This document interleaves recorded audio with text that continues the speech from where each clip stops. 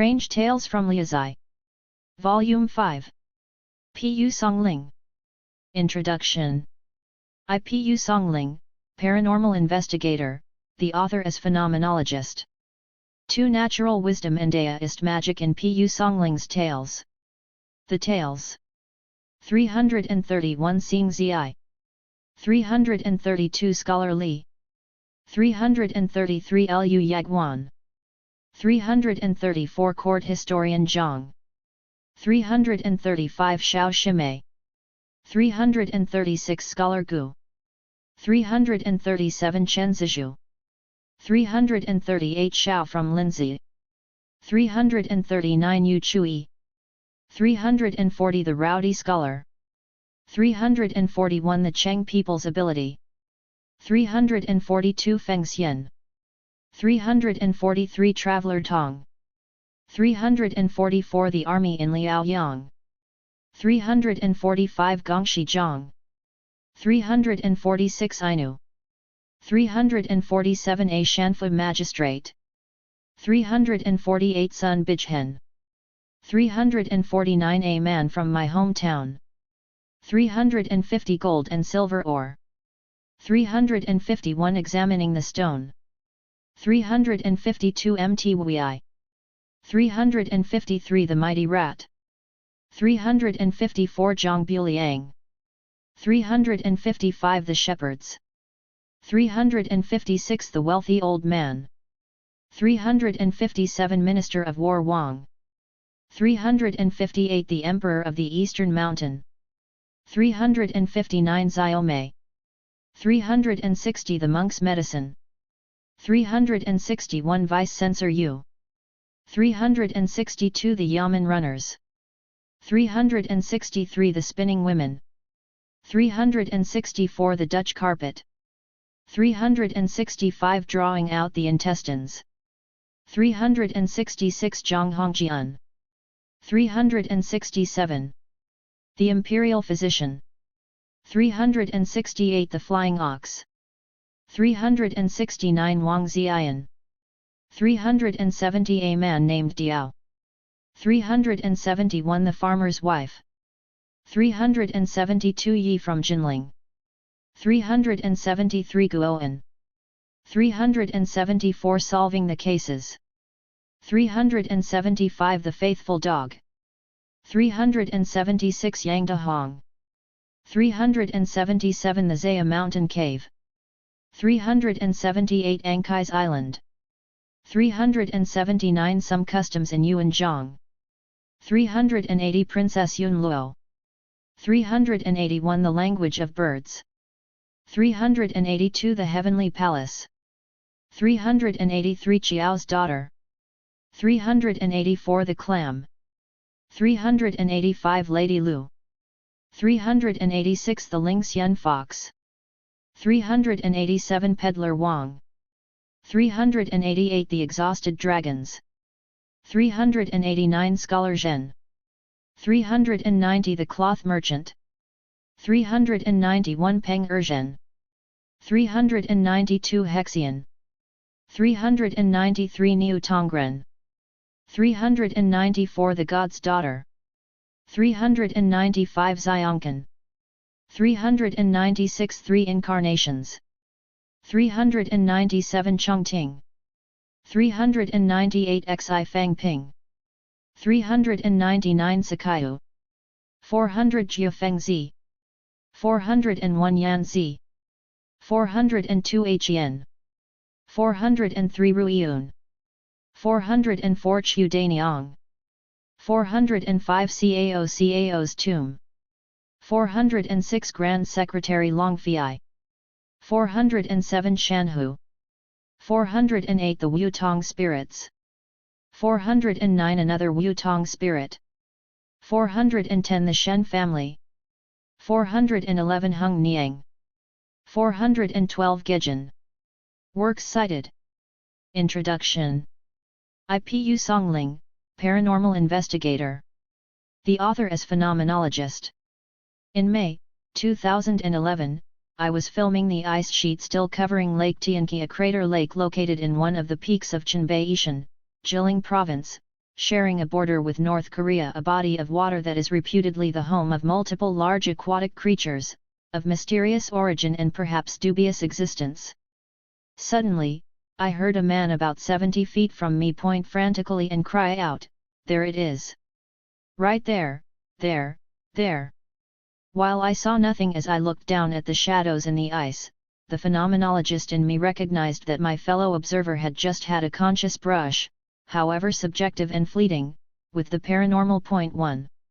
Later that same summer, I witnessed others similar reactions to bronze artifacts of uncertain ritual or symbolic function at the archaeological museums of Jinsha and Sangxingdui in Sichuan province, and to a nature preserve at Chenangjia, in Hebei province, that features a sector labeled Bigfoot Habitat, and keeps certain areas off limits to visitors, in deference to the wild men, the Yuran who supposedly dwell there. At Chenangjia, I also got to speak with Zhang Jingxing, who established a nature research center there some 16 years ago for the express purpose of studying the Yuran. He assured me that the Yuran were most definitely not men. It was at sites like these, among a wide range of believers, of individuals craving encounters with the anomalies of nature and history, that I understood Pu Songling's love for strange narratives, the zhigwai comprising this collection, expressed in the words concluding his autobiographical preface to the stories. The only ones who truly know me are those spirits of the green woods and of the dark spaces we cannot pass. 1:4. Pu Songling possessed a number of the resources associated with the profile of the serious investigator of paranormal phenomena: an open mind, an insatiable curiosity, a tireless persistence, and appears to offer encouragement. Grad 159. Pu describes himself as someone who loves searching for spirits and who delights in hearing ghost stories, who believes that there may be stranger things among us, 1:2, than what are imagined in our most fantastic folktales and supernatural narratives. There are those investigators of the paranormal who find their examinations rewarding for their own sake, as a conscious departure from the physical restrictions of quotidian reality, and as a balancing of the creative with the rational, allowing such individuals to live up to the demands of their left cerebral hemisphere but also to preserve the spontaneity and integrity of their innate right hemispheric endowments. Ehrenwald 43. Pu expresses this latter motive with the observation that my enthusiasm quickly gets away from me and sometimes my comments are out of control. 1:2, well aware that his passion for his subject matter may provoke outbursts of laughter from circumspect individuals. 1:3. Fortunately for him, he benefited from his acquaintance with men from all four corners of China who share my enthusiasm for the unusual and have sent me stories. 1:2. Paranormal research into evidence of survival after death, particularly in the transfer of individual personality traits or memories to another individual, a central facet of belief in reincarnation and past lives continuity, has even included birthmark data as such evidence. Broad 191-94. Pu tells us that just prior to his own birth, his father experienced a dream of a sickly, frail Buddhist with salve spread over a coin-shaped circle in the middle of his chest, and by the time he awoke, his son, Songling, had been born with precisely such a circular birthmark on his chest. Similarly frail and constantly ill, the boy came to realize that my fate would not be unlike that monk's, concluding in later years, mustn't it be the case that the monk was my previous incarnation? 1:3. His father's dream, as prescient and portentous as most dreams recounted in Chinese literary and folkloric tradition, is simply the first dream narrative in his collection to propose a precognitive function that directly affects the experience of the living. In this volume, a sub-prefect has a dream in which a man summons him to the underworld in the Emperor of the Eastern Mountains, Yu Shen, and after he meets a doctor the next day who looks like the dream messenger, the sub-prefect dies before midnight. Pu's postscript to the story notes the folk belief that the Hell King and the mountain's deity have dispatched male and female ghost servants into the mortal world, where they've become occult doctors acting as messengers of the dead. An urchin, in Shanhu, dreams of his deceased father chastising him for his corrupt behavior, and when he refuses to change his ways, the consequences of the underworld's judgment against him is that both of his sons die. Whether they presage good or bad luck, Dreams can be interpreted as oracles because they are experiences of the soul of a mortal. Immortals, those who have transcended human limitations, have no dreams, because they have no desires or wishes. Eberhard 86. The implied gulf here, between those inhabiting the mortal world, and those who are no longer subject to its restrictions, sometimes leads to tragic misunderstanding of the implications of dream oracles. Point to the Magistrate of Lycan, in the Yamen Runners, Zaeli, dreams that the city god asks him to recruit some laborers, and upon awakening takes a list of individuals who serve in his office, and ritually burns it at the city god's temple, resulting in the deaths of the 8 men named there. The meaning or emphasis of a particular dream's images can also be misconstrued, as in the Flying Ox, Niu Fei, where a dream about a mighty ox that had just been purchased flying away, leads its owner to fear losing it, and hence he sells it at a loss. His fortune seems to change, and he manages to capture a momentarily docile falcon, only to lose it and subsequently realize that this is what his dream presaged. In Wang Ziyan, a wish fulfillment dream by the title scholar leads him to imagine receiving news of a cash gift and achievement of the highest designation in the imperial civil service system, only to embarrass himself in front of his wife and servants as he realizes it was just a dream. To keep a connection to the paranormal intact, however, Pu allows him to discover some physical evidence at the story's conclusion that begs the question of whether it was really just a dream. The tales also address survival after death outside the realm of dreams, depicting mortal characters' encounters with ghostly figures. Curiously, those interactions often reflect an underworld that is a mirror of the temporal order, in that it is organized as a Confucian bureaucracy/meritocracy, Civan 254. Thus the ghostly title scholar of Yu Chui reveals that a parallel system of civil service examinations exists in the underworld, and just as in the mortal world, it seems to be about the only way for a spirit to gain promotion in the underworld, outside of direct appointments by those in power by spirit judges, or even the Hell King himself.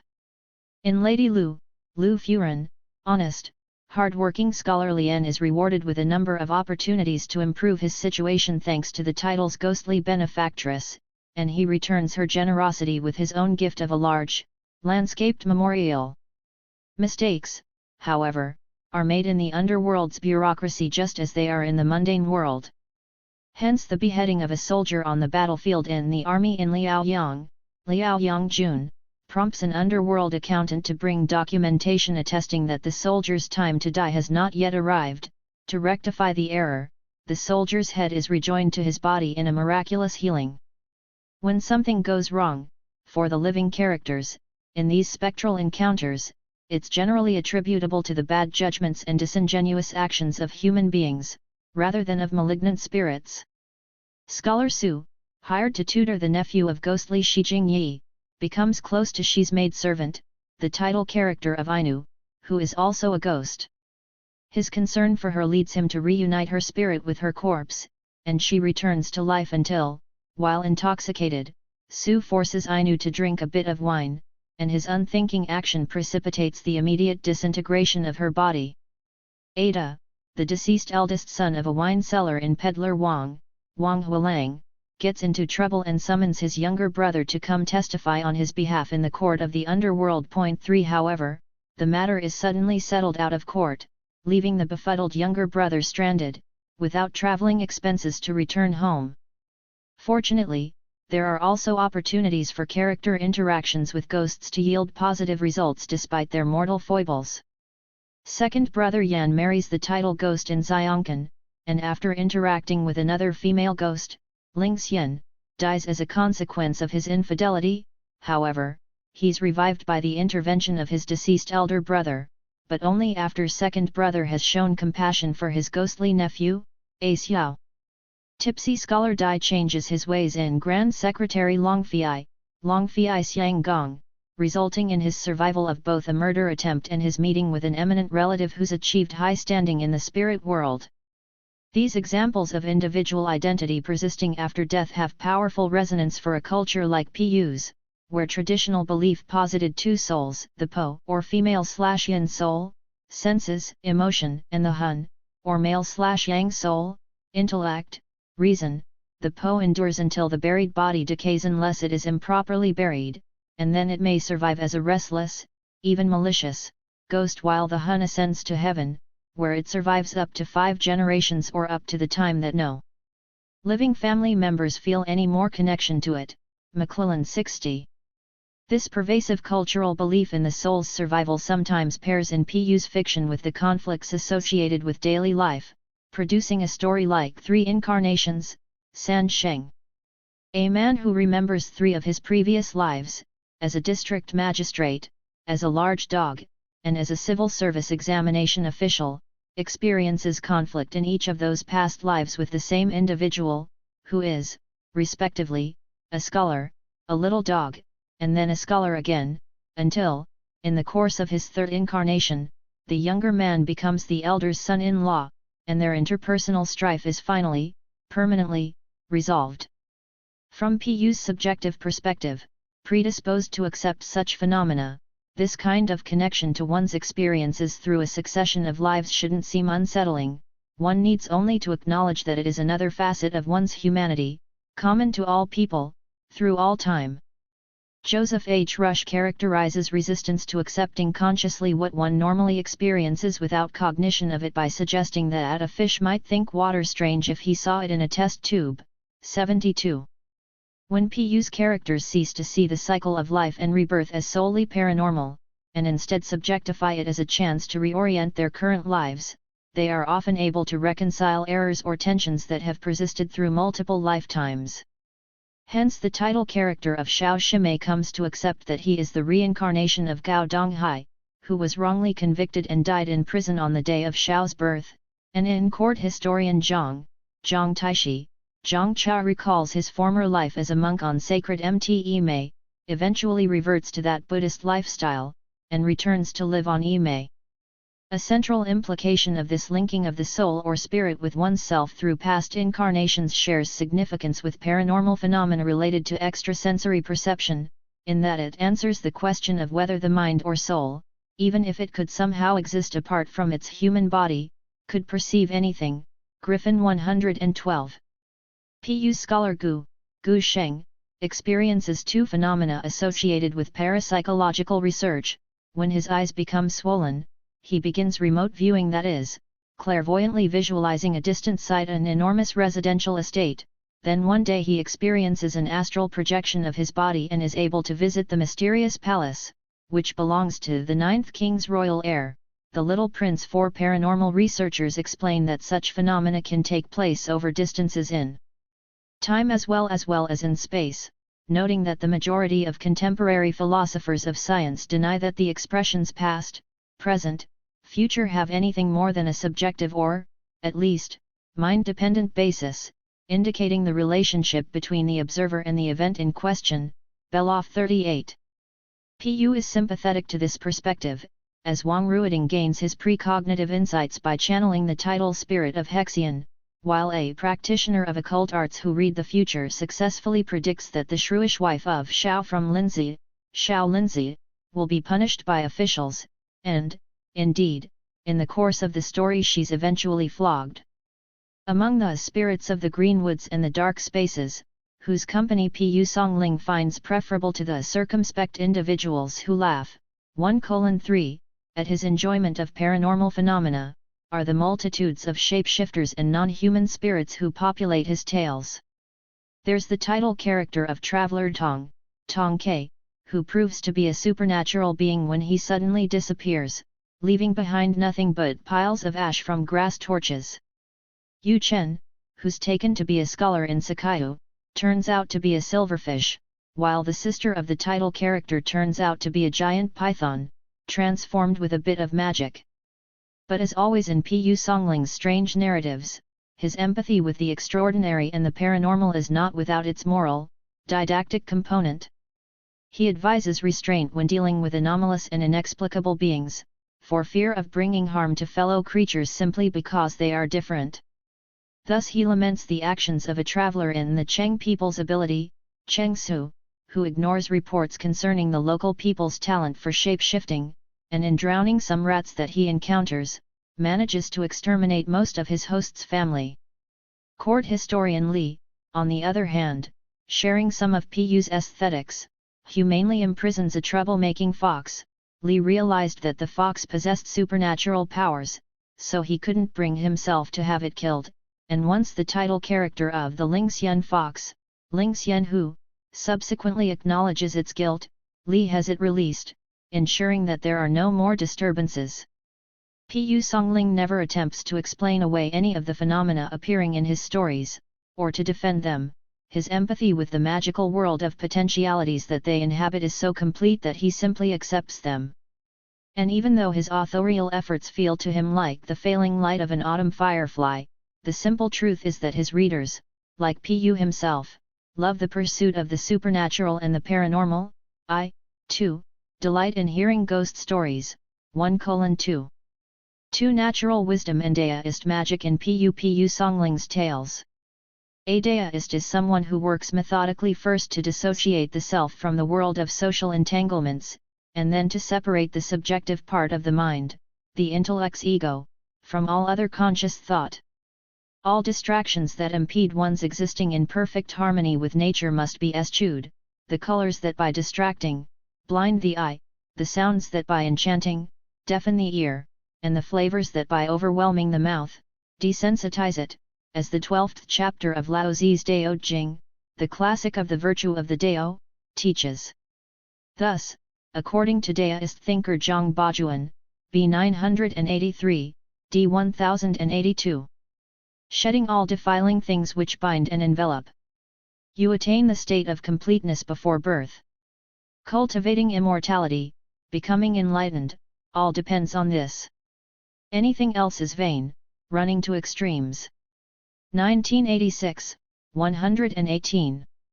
Like Pu Songling, Zhang Bajuan turned to other pursuits following repeated failures to pass the imperial civil service examination, but while Pu turned to tutoring and to the solace of the strange tales he compiled over a period of 40 years, Zhang chose to pursue more esoteric studies, including the most vaunted outcome of successful Daoist contemplation and cultivation, immortality. 1.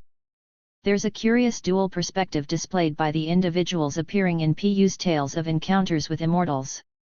On one hand, characters yearn for intercession or support from individuals so vastly superior in their knowledge and understanding of nature that they can manipulate it to miraculous effect, to achieve healings, advice based on clairvoyance and precognition, and other direct interventions, in the mundane world. At the same time, there's a kind of fearful respect and awe reflected by such characters, in recognition that the immortals are genuinely no longer human in their responses.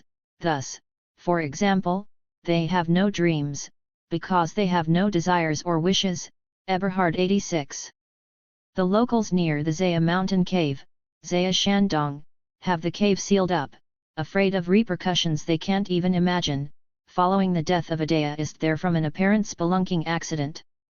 A devout Daoist will not actively attempt to do harm, but conversely will also make no particular effort to offer assistance. This accounts for the pleas to solicit empathy that are typically displayed in Pu's narratives when characters attempt to persuade Daoists to intervene in their lives and aid them. Zhang Bajuan distinguishes between 3 types of immortals, and characters from Pu's stories exhibit qualities of all 3, though not all of those immortals are specifically identified as Daoists. 2 Ghost immortals are those who understand Jing, or the life essence, conferred on each human being at conception, and who can project the Po, or Yin aspect of the soul. Earthly immortals understand the importance of fostering the Qi, and keep their bodies in the world. 1987:29, like scholar Jin, who's eventually made an immortal thanks to his relationship with Xia, daughter of the Golden Dragon King, and another Wu-Tong spirit, Yu Wu-Tong. Those who manage to learn the arcane Daoist arts, who follow the Dao and achieve the requisite dissociation of self and integration with nature, become what Zhang calls celestial immortals. These are like the inhabitants of Ankai's island, Ankai Dao, who only allow contact with mortals through their disciple, young Zhang. Indeed, when Grand Secretary Lu Hongxuan is granted permission to visit the island, he's conducted by young Zhang to 3 old men who are suspiciously reminiscent of the 3 pure ones, venerated in Daoism. 3. The canny characters in Pu's stories know to associate a variety of specific behaviors and powers with deist immortals, frequent and spontaneous dancing, helping to prevent blockage in the body's meridians which would otherwise impede the flow of qi in the body, the ability to fly, mastery of the elements, particularly of fire and water, and an affinity with birds. Cone 91. A visiting deist warns a county magistrate about conflict between his wife and concubines in the language of birds, Niao Yu, after hearing about the problem from a flock of ducks flying overhead. When the ducks return later, they convey considerably more disturbing news which the deist then delivers, and for which he is driven away only to have his comments subsequently verified. This rapport between human and bird is undoubtedly a product of the association of the deist with nature broadly, but more specifically with bird flight and migration, reflecting the cyclical shift between yin and yang influences, by which birds and the flight of birds symbolize transcendence into another realm, such as the transition from life to death or the flight to immortality. Sturks 179. This metaphorical interpretation of natural occurrences helps us to see why alchemical transmutation of elements has been part of deist magical practice for centuries. Alchemy uses chemical change to symbolize the processes by which perfection is attained. Sivan 253. Zhang Bajuan's classic on alchemical philosophy, Understanding Reality, Wuhen Pian, figuratively describes the quest to transcend mundane reality that underlies all deist alchemy and esoteric practice. See, e.g., 1987-36. Where the individual comes to understand the workings of nature in such a fundamental way that the physical world becomes the raw material of magical applications. Whenever scholar Jia Zilong finds himself short of money, the title character of scholar Zhen, Zhen Sheng, takes out a chunk of black stone, speaks an incantation, and rubs it over a bit of worthless rubble, turning it instantly into silver. Due to the importance of the master-disciple relationship and the need to pursue a path of intensive self-cultivation through interior alchemy in order to gain enlightenment, Cat 77, Zhen forces Jia to prove his worthiness and self-discipline once he entrusts him with the transmuting stone. When Jia eventually asks his mentor explicitly about his place in the celestial sphere, Zhen reveals that he is both shapeshifter and alchemist. I'm a deist fox. In addition to alchemical recipes for transmuting basic elements, both literally and as a metaphor for transmogrifying the mortal into the immortal, deist magic also includes the inscribing or stamping and empowerment of, usually paper, talismans. These were generally employed for specific purposes, such as to cure disease, to promote ease in childbirth, love magic, Dean 26/82, and to treat a range of personal concerns and maladies, but have traditionally been sought out most fervently by lay people as prophylactic or apotropaic safeguards. Pu's character Shi Teipu, who was fascinated with the practice of magic to ward off evil, studies with the priest Wang Shikeng until he proves proficient in deist talismanic writing in Chongting. His knowledge unfortunately leads him to intervene in a conflict between ghosts and foxes, with painful consequences. Yet when she marries the story's title character, a fox, and deist Wang ends up capturing a fox that happens to be Shi's mean-spirited father-in-law, she is able to use his arcane wisdom to rescue him. Scholar Mi, favored by the title character of the god's daughter, Shenu, is asked to do a favor for her father, the patron deity of the sacred mountain, Mt Hung, in Hunan province. She asks me to obtain a deist paper talisman and accompany it with prayers on our behalf, to support the Hongshan god's dispute with another celestial immortal. Talismans are thus another means by which Pu's characters are able to transcend briefly the limitations of their mortal state, and to participate in the magic otherwise reserved for enlightened beings.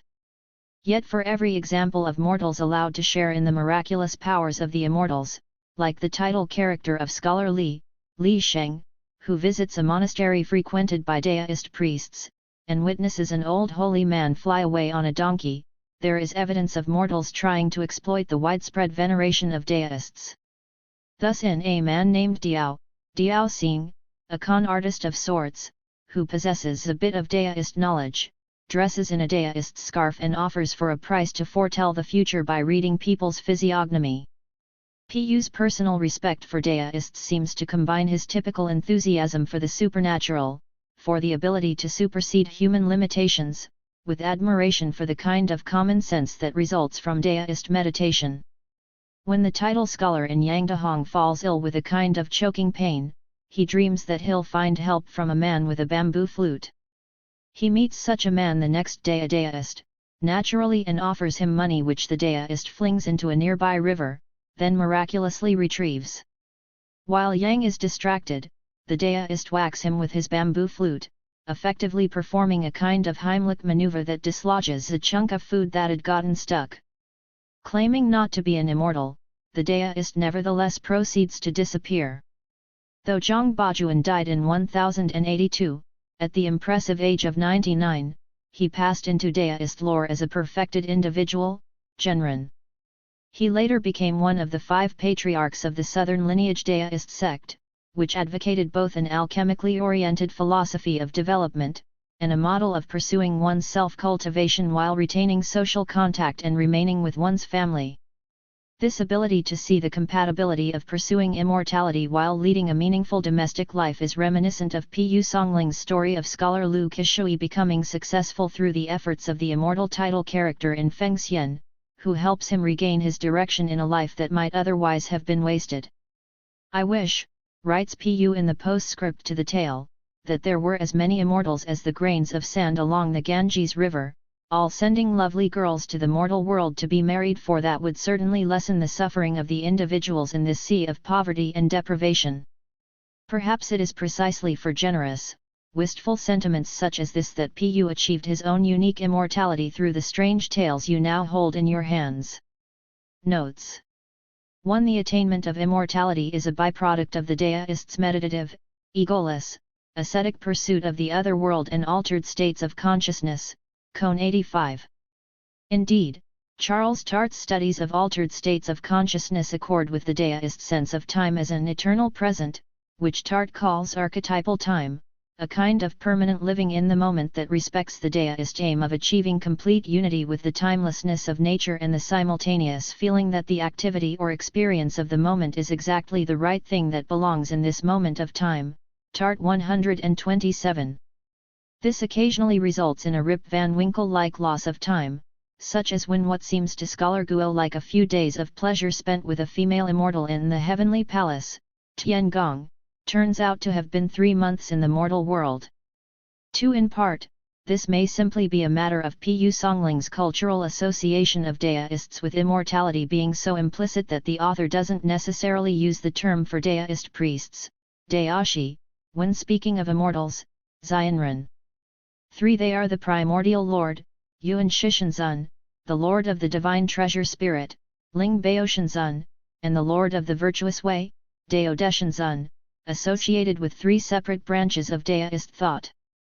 They are celebrated during the festival of the 3 deist principles, associated with the 3 treasures, moderation, humility, and compassion, held on the 15th day of the 7th lunar month, which scholar Tao is encouraged to celebrate by the immortal title character of Pu's Yu Chui. The Tales. 331 Xing Zi. In Teng, there was a certain Yang who belonged to the White Lotus Society. As an adherent, he mastered the art of magic. Following the suppression of Su Hungru's rebellion, Yang was fortunately overlooked, so he was able to continue practicing magic while roaming the country. His home included fields, gardens, and towers, so one could say that his family was rather wealthy. As he came to the Si River, where there was a certain nobleman's home, he was playfully practicing some magic, and some women came out to watch. Yang glanced obliquely at them and noticed one girl was quite a beauty, so he returned home, planning how to get her away from there. His second wife, named Zhu, was charming and always wore colorful apparel. Since Yang had her dress up elaborately to pretend to be an immortal, he gave her a wooden bird and taught her how to animate it with her spirit. Then he led her upstairs, and gave her a push. Zhu felt her body become as light as a leaf, fluttering upward into the clouds.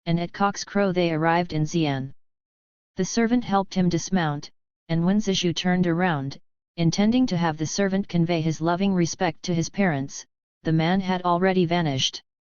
Zizhu went to the site of the rustic temple where he'd stayed earlier, waiting for sunrise so he could start his search, then dozed off while leaning back against a wall. There was a stone the size of a fist under one of his legs. When the first rays of sunlight appeared, he took a look at it and discovered it to be pure silver. He bought a coffin and hired a carriage, then looked until he found the pair of elm trees, recovered his father's body, and returned home. He buried his father in the same grave where he'd interred his mother, with family members and students of his father surrounding it. Fortunately, the people in the village sympathized with him due to his filial loyalty, and offered him meals. Just as Zizhu was about to go and demand his wife, he realized that he couldn't simply seize her by force, so he took his cousin Chen Zizhu with him when he went. As they approached the Zhou family gate, it was shut, barring their entrance. Zizhu, a habitual troublemaker, started shouting obscenities. Zhou sent someone out to persuade Zizhu to go home, vowing to have his daughter delivered to him, so Zizhu went home. Originally, when Zhou had gone to take his daughter away with him, cursing Chen Zizhu in front of his mother, the daughter had said nothing, and simply faced the wall in tears. When Zizhu's mother died, she wasn't informed. Once Zhou had received the divorce document from Chen Zizhu, he threw it down in front of his daughter and said, "The Chen family has tossed you out. I've never been overbearing or disobedient, so why would he have done this?" she replied. She wanted to return to Zizhu, to discover his reasons, but her father wouldn't let her leave. After that, Zizhu had gone to Xi'an, so Zhou reported to her that he had died to crush her hopes of being reunited with him. This news circulated till a fellow named Du Zonghan arrived to discuss marriage to Zhou's daughter, and Zhou indeed betrothed her to him. She didn't learn of this until the day of her marriage approached, and hence she began crying, wouldn't eat, covered her face and could barely breathe. Just as Zhou was on the point of giving up, he suddenly heard someone say that Zizhu had arrived and was brusquely demanding his wife, so figuring that his daughter was dying anyway, he had her conveyed to Zizhu's home, intending to wait for her death and then to pour out his anger on Zizhu. When Zizhu returned home, he found that his wife had already arrived, accompanied by her father, but Zhou had been afraid given how sickly his daughter appeared that Chen Zizhu wouldn't take her in, so he set her just inside Zizhu's gate and then left, abandoning her. Zizhu's neighbors were so worried about her health that they all suggested she should be returned to her father. Zizhu wouldn't hear of it, but by the time he was able to help her into bed, she'd stopped breathing. He was genuinely terrified. Just then, Zhou's son led several men holding weapons as they forced their way in, destroying doors and windows. They looked everywhere for Zizhu, who'd already hidden himself by then. Other villagers viewed the outrage as entirely unjust. Chen Zizhu quickly gathered a dozen or so people to respond to the crisis, with the result that Zhou's son and all of his men were wounded and ran away like fleeing rats. Zhou became even more furious, presenting a suit against the Chens to the magistrate, to have Zizhu and Zizhu arrested. Just as they were about to run away, Zizhu conveyed his wife's body to an old neighbor lady, asking her to watch over it. Suddenly he heard the sound of breathing from the bed where she was lying, and upon bending close to examine her, he noticed the slightest bit of movement. In moments, she was already able to turn on her side. Overjoyed, Zizhu went to see the magistrate and explained his side of the matter. The magistrate was outraged at Zhou for having made false accusations against Zizhu. A frightened Zhou then paid out a heavy bribe in response, to escape punishment. When Zizhu returned home, he and his wife, reunited in tears and joy, shared their stories of what had happened to each of them. His wife explained that back when she took to her bed, refusing to eat, she swore to herself that she was definitely going to die. Suddenly someone grabbed her arm and said, "I'm from the Chen family, and you must quickly come with me, so you can see your husband, otherwise, it'll be too late."